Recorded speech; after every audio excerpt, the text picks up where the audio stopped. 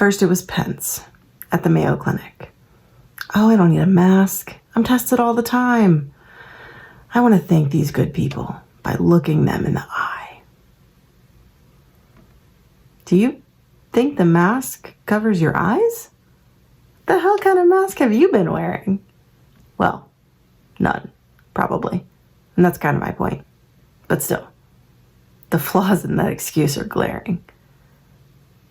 And then there's you, Mr. President, visiting Honeywell, not wearing a mask, in a mask factory, despite a clear, strict, and posted freaking everywhere mask wearing policy. But you're tested every day, so you don't give it a thought. And you're negative every time. Yeah, well, everyone's undefeated until they're not.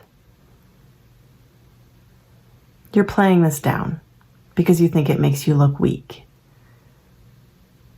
You're trying to keep the appearance of this threat so low. Next thing we know, you're going to be tweeting out a link to that bullshit pandemic video. Oh, and side note, if you say we're number one in testing one more time, my head will explode. We're not number one on the list, we're number 9. And actually, that's generous. Some of the graphs are worse. But the important thing is that other countries' curves have started to reverse and ours hasn't. And the testing thing, you can't just look at the raw numbers, Mr. President. You have to learn what per capita means.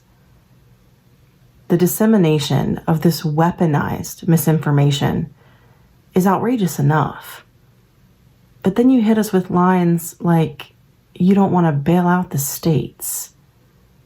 Okay, but you'll bail out the airlines? And yesterday,